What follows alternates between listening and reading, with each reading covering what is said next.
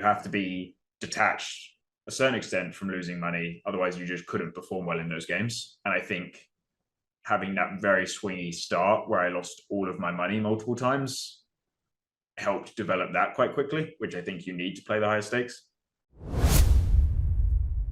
I mean, I think at the beginning I actually wasn't good at it. I don't really know what the baseline is or what the average person has with respect to that, but I remember being not good at Zoom. I remember always like playing 4 tables of Zoom and just kind of like losing a 3-bet pot and checking my balance, like, you know, like seeing how the session's going all the time when I would never do that now and it shouldn't matter. I think a lot of it for me was just experience.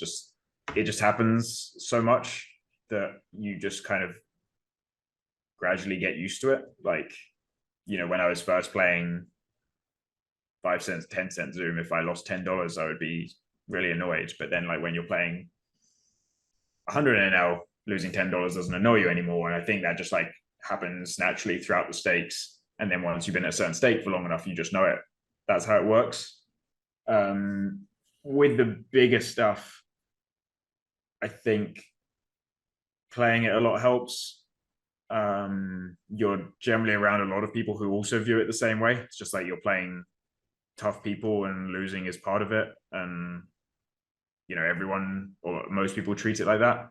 And then for me, like selling action when I do for the big games, having people who also treat it like that as investors, because there are some investors that I sold to in the past who actually, I mean, I've had some bad experiences, but not as many. But I've had friends who have like played a bad hand in games and then been asked for the money back from the investors because, and it was usually from like people they didn't know that well, people selling on Facebook or, you know, people who aren't like poker pros themselves, maybe.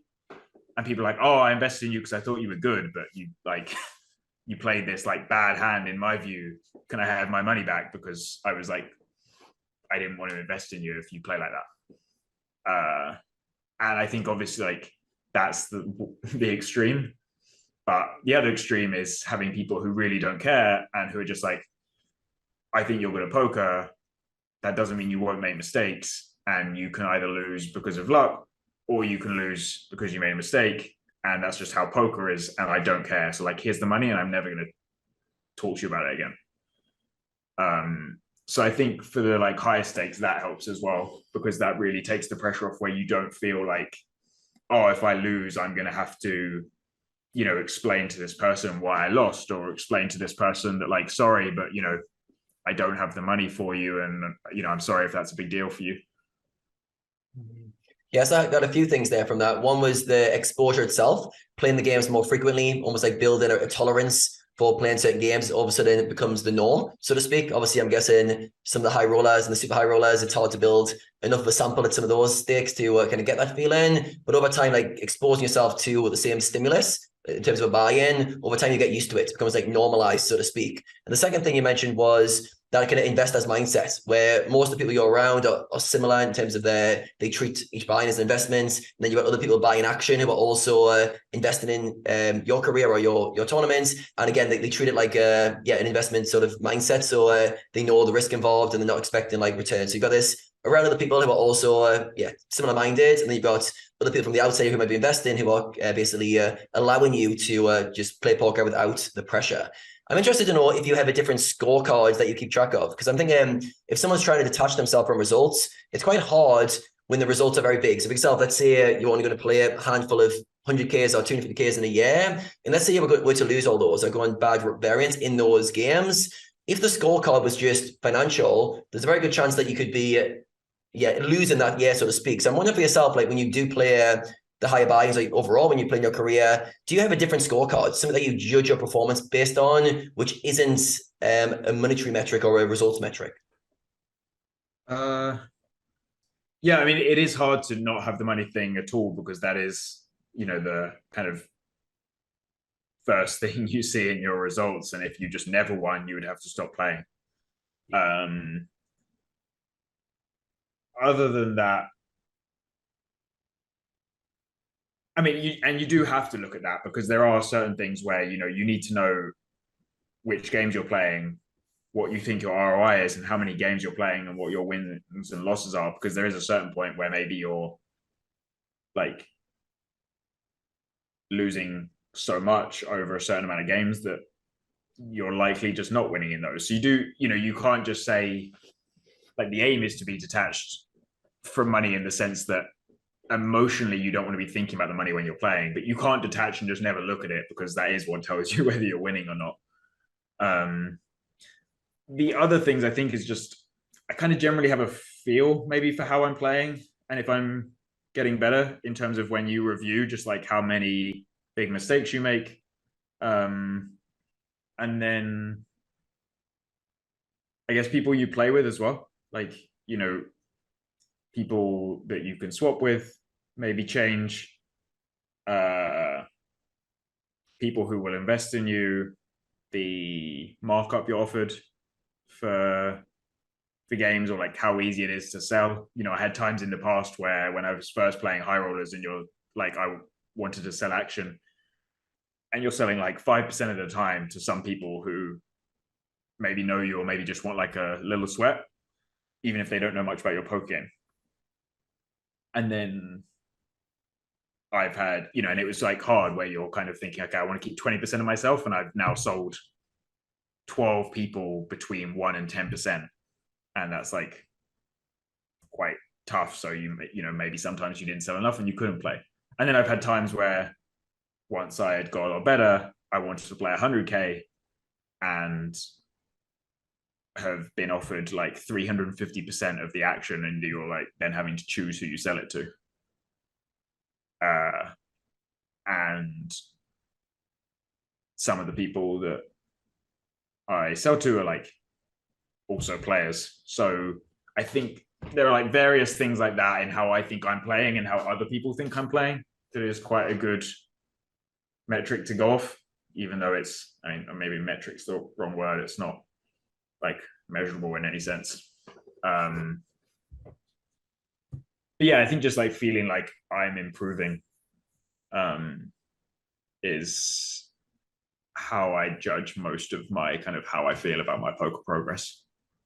Yeah, I think that's quite a lot of data points that you're using there, rather than just results. Like I said, to some degree, the results are always the end goal of what matters, and you can't switch off from that from a cognitive perspective. But the emotional side, I think, is a more important variable. How do you almost like keep confidence during bad patches when results are not going your way? So you have a lot of different data points, whether it's how you feel about the games, it's other people around you having confidence in your game, be able to sell action to people who trust your game. So I think those things help to build confidence. Let's say you went on a bad run, and let's say you didn't have those data points to look back on. Let's say you played a bad tournament, so to speak, or there was lots of mistakes, and the money values were going in the hole, so to speak, or you had a downswing. How do you feel like you would deal with that emotionally? Is there anything you would go to, or if you were a bit worried about your performance in some of the higher games, is there anything you would do to kind of get yourself out of that situation?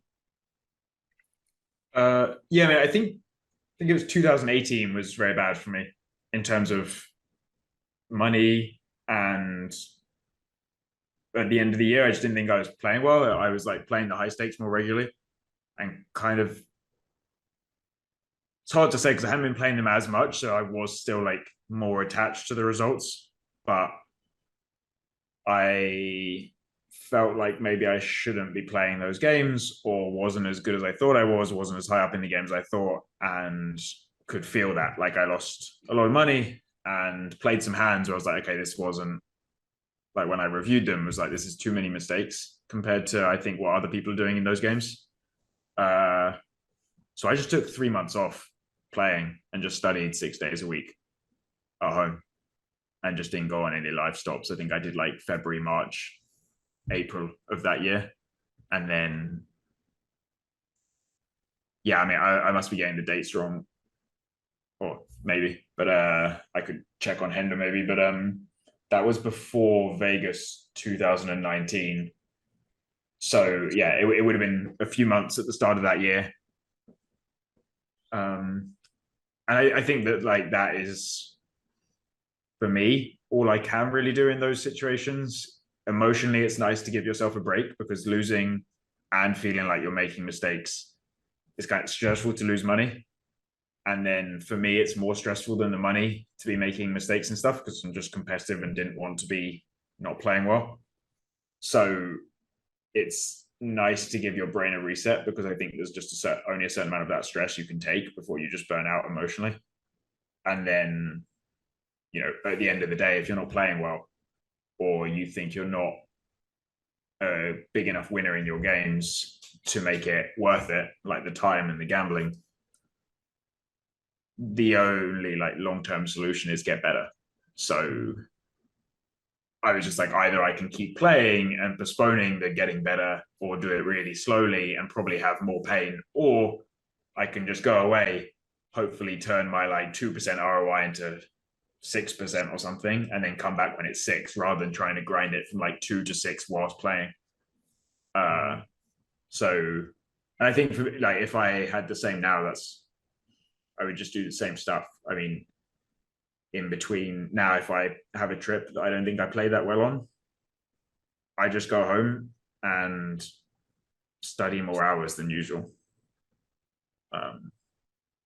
Yeah, perfect. This was it. This was the skill I was looking for because I knew you must have something in place that balances the kind of playing the high rollers, taking a lot of risk, that when things don't go well and you feel a little bit out of your depth or your game doesn't feel quite as sharp as you want it to be, there must be something you fall back on to get you through those patches that's very adaptive. And for you, it's this kind of remove yourself from the games. In that example, you spent 3 months studying, and I like the kind of simplicity of just get better. I just had to get better. And I really, I can tell from yourself, you've got a good intuitive feel, or at least you trust your feels. And in those moments, rather than the losing, I'm sure the losing was painful, but it was more like you felt that you were making more mistakes than you should have been. And that created a pain point. And that pain point led you to go, right, I need to study more. I need to work on my game. I'm going to stop playing those games for a period and come back a better version of myself. I think that's the key kind of ingredient, where it's almost like, if I'm not good enough now, I'll get better and come back again. So it's like this ability to navigate your space in terms of, it's not an absolute, like say the games are too tough for you that period if they weren't, but then you just got better. And I think that's the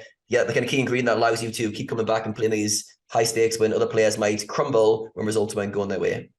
All right, Ben, how about yourself? I was just going to say quickly, I think like switching maybe like short-term past experiences to be put like fully in the past quickly is very useful in those. Just like if you were losing, even if it was for an extended period of time and you were losing for 6 months, it's very hard to put that behind you. Or for me, it used to be a lot harder. But I think seeing things as just like, okay, that happened in the past, and now like the only thing I have to choose is the future year. And like separating those very quickly. It's being like, okay, yeah, maybe I shouldn't have been playing those games the last 6 months. Do I want to play them the next 6 months? And what do I have to do to make that not a bad decision? And then like forget about the 6 months where you shouldn't have done and just been like, okay, that was a mistake I made in the past, and I just can be like a different person now. How do you move on quickly in those scenarios? Because I understand how powerful that skill set is, but at the same time, I know a lot of people struggle with the story narrative. Let's say in about 6 months, that 6 months creates a little bit of a repetitive story of why they do this, it's going badly, is things going to turn around? How do you like almost like draw a line and cut that story off and be very present orientated and future orientated? Is there any skills you've developed to help you kind of see forward rather than looking back? I guess it would just be the same that I said before, of just like changing habits. If you feel like, you're losing and you don't want to be, just do something different, I guess, so that you don't feel like you're doing the same thing. Because I think for me, that's the scary thing with the gambling, where, there's no one to stop you in poker. There's no person who's going to come and be like, hey, you lost half your roll, like stop. Like maybe you have friends that do that, but a lot of people don't, or maybe you don't want to tell people. And it's scary knowing that like if you carry on the same, you could just lose everything. So I think, I don't know about other people, but for me, that is one of the worries in those situations. So I would just do that and just, okay, I'm losing, I'm just going to change my habits completely so I don't feel like I'm in the same narrative. Like I'm going to study really hard and then come back and play slightly lower games or take slightly bigger pieces until I feel confident again. And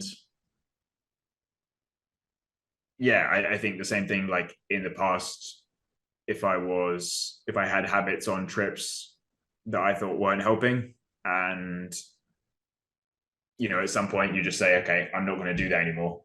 And I think that helps me personally move on quite quickly, because as soon as you cut that thing out that you think was negatively affecting you, you feel different quite quickly. You feel like, oh, I'm not doing the same thing. So this is like a different set now. It's not like a continuation of the same sample. It's just like those 1,000 games were I was doing that, and like these next 1,000 games I'm going to do something different. So it's like a new slate.